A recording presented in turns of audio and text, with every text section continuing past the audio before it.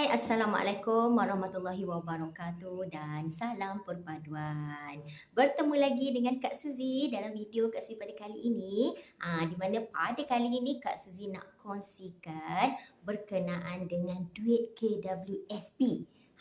Baru-baru ni kerajaan kita mengumumkan di mana rakyat Malaysia yang ada simpanan di KWSP tu boleh mengeluarkan duitnya maksimum RM10,000. Jadi sebelum tu Kak Sini nak tanya siapakah gerangannya yang pergi membuat permohonan untuk mengeluarkan duit tersebut? Saya. Cuba angkat tangan. So Kak Suzy nak angkat yang pertama sebab Kak Suzy pun pergi mohon. Okey, jadi dalam video kali ini, Kak Suzy ingin beritahu kepada tuan-puan ataupun bagi saranan, cadangan, pendapat, pandangan peribadi Kak Suzy kepada tuan-puan semua. Apakah yang kita perlu lakukan dengan duit KWSP yang kita keluarkan ini? Jom dengar. Dengan pengumuman kerajaan ini, ianya merupakan satu berita gembira buat rakyat Malaysia yang mempunyai simpanan KWSP. Kak Suzy kan dulu pernah kerja 20 tahun sebagai sistem engineer. Jadi Kak Suzy adalah sikit simpanan kat situ. Kenapa rakyat Malaysia ni gembira? Sebab bukannya mudah untuk kita keluarkan duit ni. Jadi kita grab peluang ini. Kenapa? Okey, dalam video ini Kak Suzy akan berikan 10 benda yang tuan-puan boleh lakukan dengan duit pengeluaran ini. Jom kita dengar.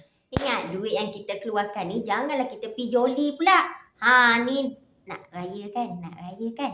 Hati-hati. Kalau tak silap, dalam tarikh 20 April nanti, duit akan mula diberikan dan di-bank kepada pemohon-pemohon. Jadi hati-hati tuan-puan. Ingat, hati-hati. Walaupun kita nak raya, jangan kita pergi raya sakat, pergi joli sakat tahun ni. No. Okey? Ingat, kita kena beringat sebab raya ni kita hanya berbelanja secara berhemah. Dan ingat, berbelanjalah dengan bijak. So, dengan duit KWSP, sesiapa yang ambil maksimum RM10,000 ni, gunakannya sebaik mungkin. Okey?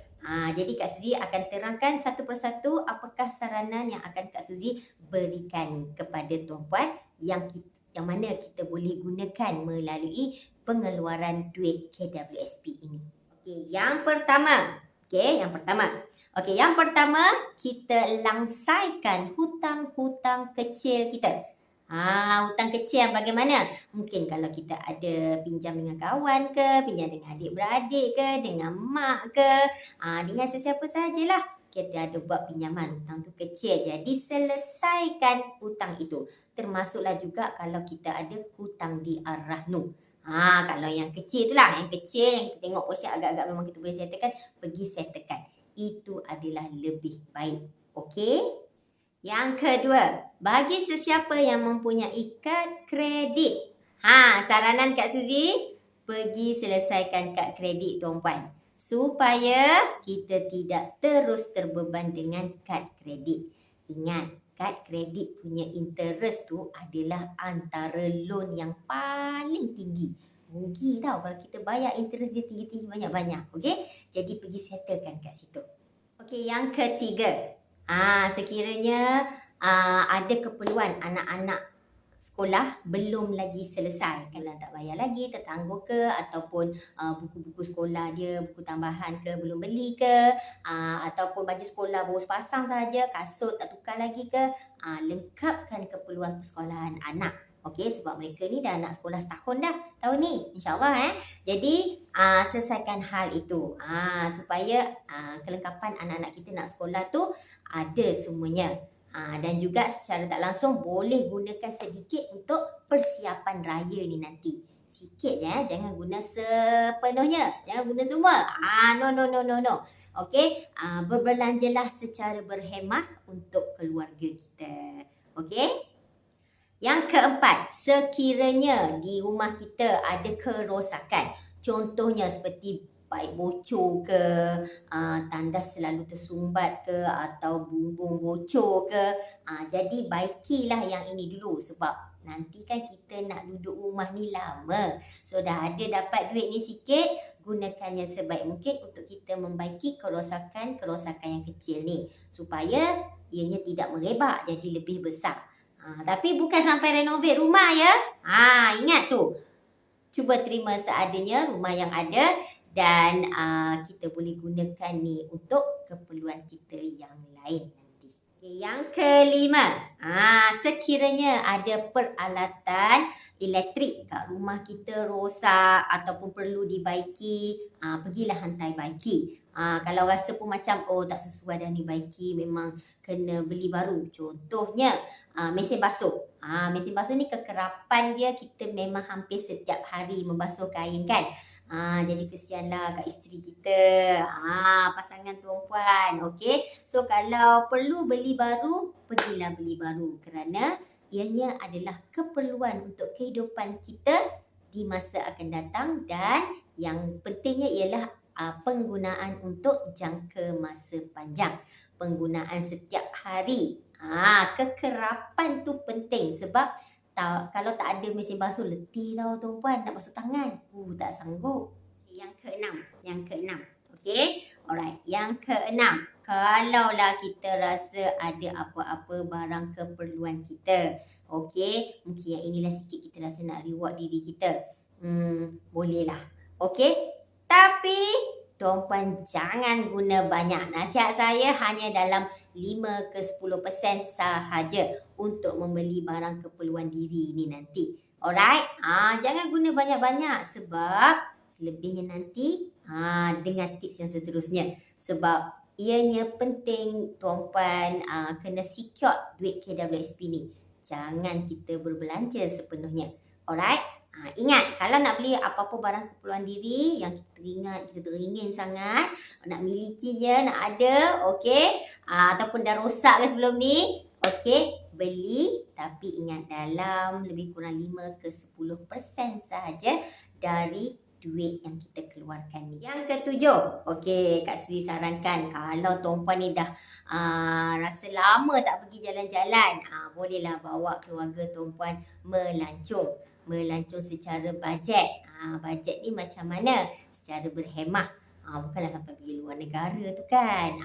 Jadi tuan-puan boleh bawa ahli keluarga ni nanti nak raya kan. Manalah tahu boleh ajak piknik ke, melancong ke tempat-tempat yang kita nak melawat di dalam Malaysia, tapi pelancongan secara bajet.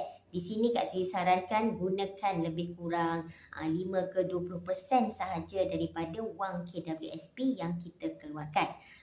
InsyaAllah keluarga kita pun gembira. Mungkin sebelum ni dah lama sejak PKP, dah habis PKP 1, PKP 2, PKP 3. Dah lama tak bawa keluarga kita melancong kan. Mak ayah kita kan. Okey, apa kata gunakan kita dapat lebihan duit ni sikit, gunakannya sedikit untuk menggembirakan seisi keluarga kita. Kita pun happy sama, isteri kita, pasangan kita, keluarga kita, mak ayah kita semua happy. Jadi sama-sama happy. Tapi ingat, jangan guna sepenuhnya. Bukan berbelanja secara berhemah, untuk sementara pergi dulu tempat-tempat bajet supaya tuan-puan dapat membuat bajet dan juga tidak menggunakan semuanya duit yang ada. Ke-8. Kita dah buat antara keperluan tadi, dah settle hutang ke, beli barangan elektrik ke apa ke. Okey, selebihnya tu kalau boleh simpan.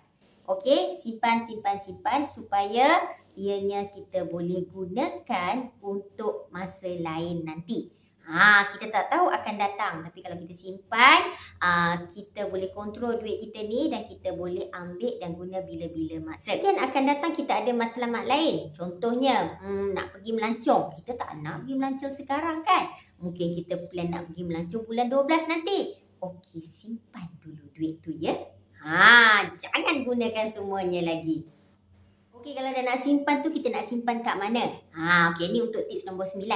Kita boleh simpan di ASB ke, simpan di tabung haji ke, ataupun di mana-mana bank. Okey, yang mudah untuk tuan-puan dapatkan balik tunai.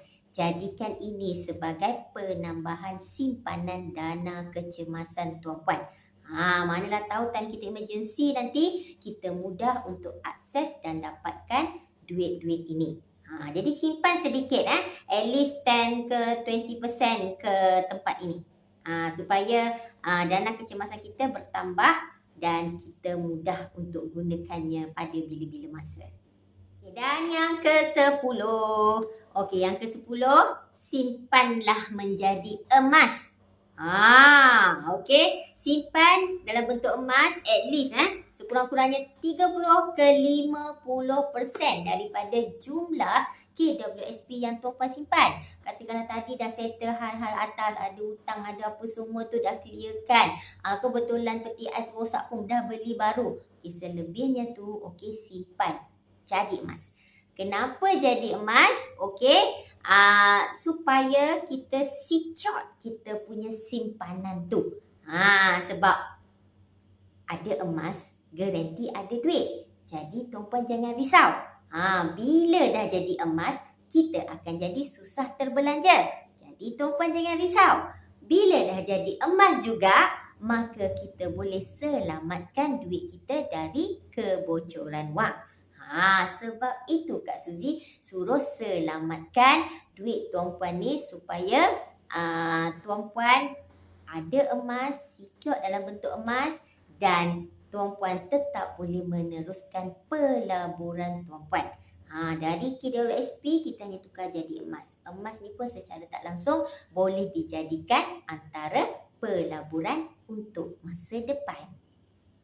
Jadi ini adalah antara 10 saranan Kak Suzy yang mana tuan-puan boleh gunakannya sebaik mungkin sekiranya ianya berkaitan dengan diri tuan-puan. Ini adalah pendapat peribadi Kak Suzy sahaja. Sebenarnya ada benda lain lagi boleh buat. Nanti Kak Suzy akan sambung dengan video akan datang. Perihal cerita KWSP ni. Tapi yang ni Kak Suzy suka untuk Kak Suzy senaraikan 10 ni dahulu supaya tuan-puan lebih faham, lebih clear dan jelas apa yang tuan-puan boleh lakukan dengan duit KWSP yang tuan-puan keluarkan ni. Tipsnya jangan pergi joli. Itu saja tuan-puan kena ingat. Sebab kita kena ingat duit ni bila dengan kita memang senang sangat untuk dihabiskan. Jadi caranya kita kena settlekan hal-hal yang mengganggu fikiran kita, especially berkaitan dengan hutang, supaya kita tidak terus menanggung bebanan hutang tu nanti. Kalau hutang kita dah settle, akan datang kita dah tak payah nak bayar hutang tu lagi. Kan? Begitu kan?